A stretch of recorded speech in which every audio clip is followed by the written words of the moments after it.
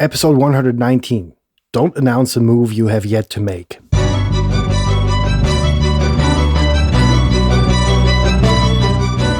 You're listening to the very best podcast in the world on health, wealth, and happiness.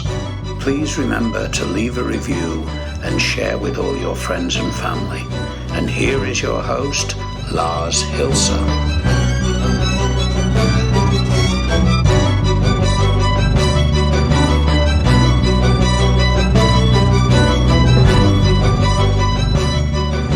Welcome, friends, to the very best podcast in the world, your only source in the universe for personal supremacy through health, wealth, and happiness.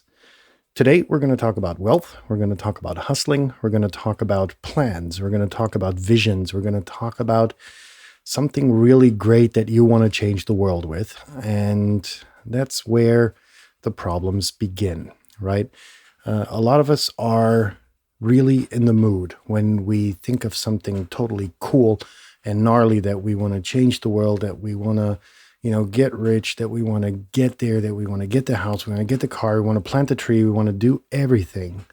But the problem with that situation is that you need to share information, because otherwise you're going to be an idiot, because you're very secretive and elusive and intransparent, and you're going to look like a complete idiot. On the other side, if you have ideas and they're in their very early stages, right, it's difficult to convey them and to communicate them to other people around you, because there's a multitude of risks that come along with announcing moves that you have yet to make. And in today's episode, we're going to really be looking at why you should kind of be in a situation where your plans are a bit advanced, where they have some kind of substance. There's flesh on the bone. And then comes the time when everything's in the bag that you announce those things that you're going to be doing. And let's start with risk number one, which is the most obvious and the most devious one. Because again, I understand it from my own perspective. I've made this mistake myself. It's like you get a call, you are supposed to do something, and then comes the call that, it's not going to work out. The contract is not going to be handed to you. It's going to be handed to somebody else.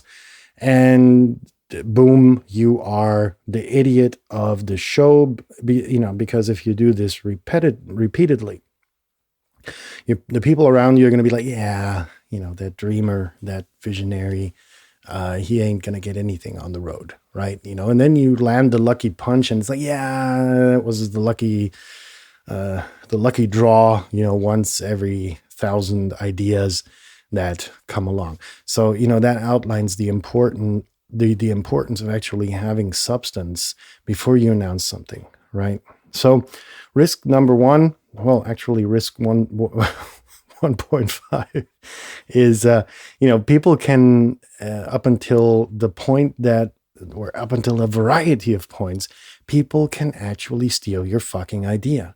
And if you have a good idea that is worth millions, potentially billions of dollars, believe me, there's going to be a long line of motherfuckers that want to ass rape you to get that idea out of your head and, realize it for themselves. Luckily, most of those motherfuckers are going to be lazy as fuck, so they're not going to actually get it on the road.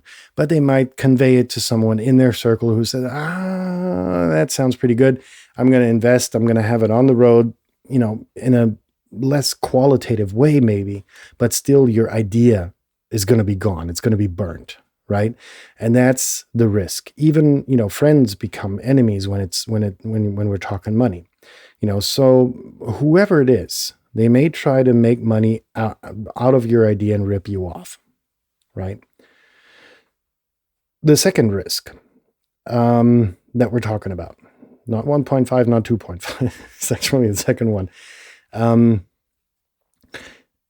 your mind, the thing that you're planning, might be totally solid, and it might be a great idea, and it might be in your head able to make millions and billions, and perhaps even in the heads of other people.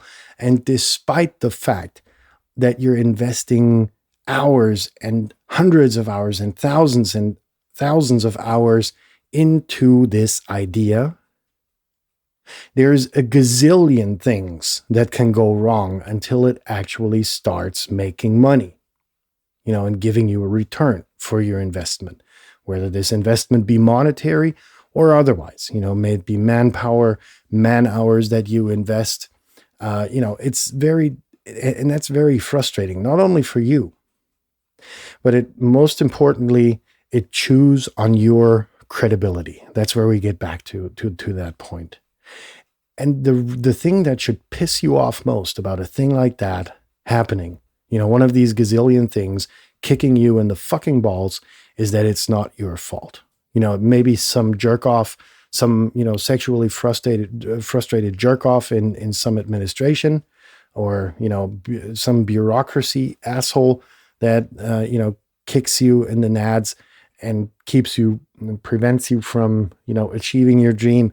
Maybe that another asshole was faster. Maybe, somebody filed a patent for it and that was overseen. There's a gazillion things that can go wrong before the idea actually starts to be on the road and earning you money, or, whatever it is you want to achieve with it, right?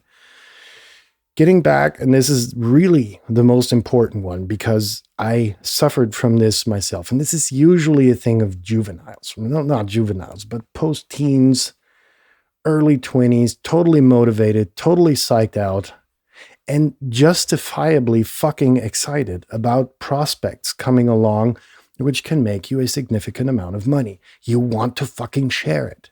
I get it. I've been there, done that, got the t-shirt, trust me. But what it did until I got into my mid-30s was it really chewed on my credibility. I had this very inner circle of friends that I entrusted with ideas like that, with visions like that, with, prospects coming along, getting a call from a potentially, very monetarily lucrative client. I can't think of a stupider fucking word for this. And it's like I needed to shout it out to the world, which was, my very inner circle. It was my parents, and it was very close friends that I really shared these ideas with, and these, prospects that came along, many of them, really. And then, it was like a bit later, you got the call. It's like, yeah, sorry, we chose somebody else, or somebody else was cheaper in the bidding process, or whatever it was.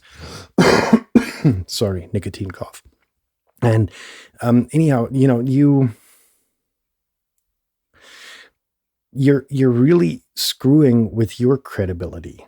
If you constantly boast about what may or may not happen, and which may let you stand in a good light. And, I get it, because you're lacking again, this is like a phenomenon of rather young people, and counting myself again, I'm not free of it. I think I was the biggest kind of brag ass when it came to prospects that called me and said, hey, we need help. And I was like, okay, where do I sign up? And, before I even was able to,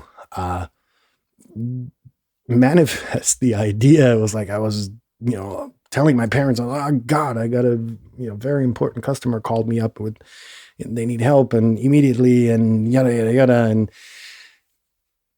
plus, you lack the experience, number one, and you're totally excited, and you may even, your mind may play tricks on you on how serious customers, potential customers like that are, and so I think that's where, age helps.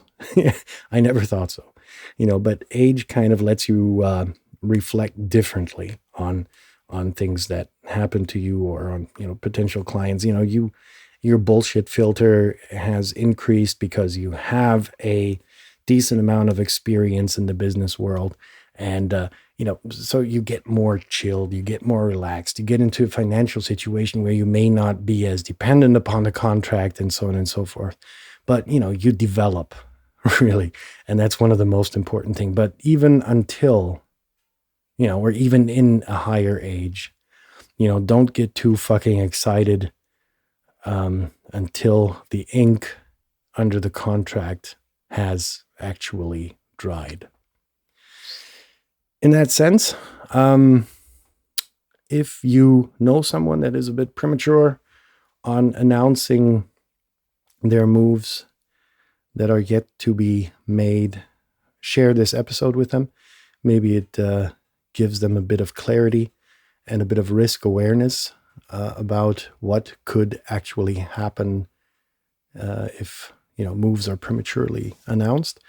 And if you haven't, please do subscribe to the very best podcast in the world. It's not without reason it's called that. And other than that, I will be in touch with you again tomorrow when we are going to exercise.